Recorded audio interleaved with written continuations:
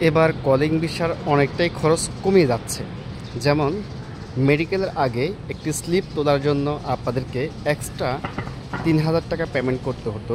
ওই টাকাটা আর পেমেন্ট করতে হবে না, শুধুমাত্র মেডিকেলের খরচটি দিয়েই কিন্তু আপনি মেডিকেল করতে পারবেন।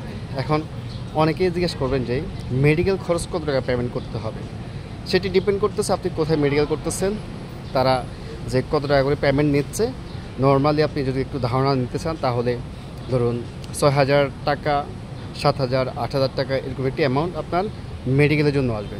এবং তার পাশাপাশি যেই মূলত মালয়েশিয়া কলিং ভিসা যেটি কিনা প্লান্টেশনের জন্য চালু করতেছে, এখানে অনেকটাই খরচ কমে যাচ্ছে।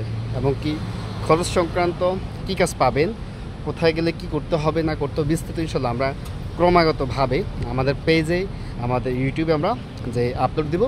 অবশ্যই প্রবাসীর সাথে যুক্ত থাকবেন এমনকি সমস্ত তথ্যের জন্য। ধন্যবাদ। আসসালামু আলাইকুম।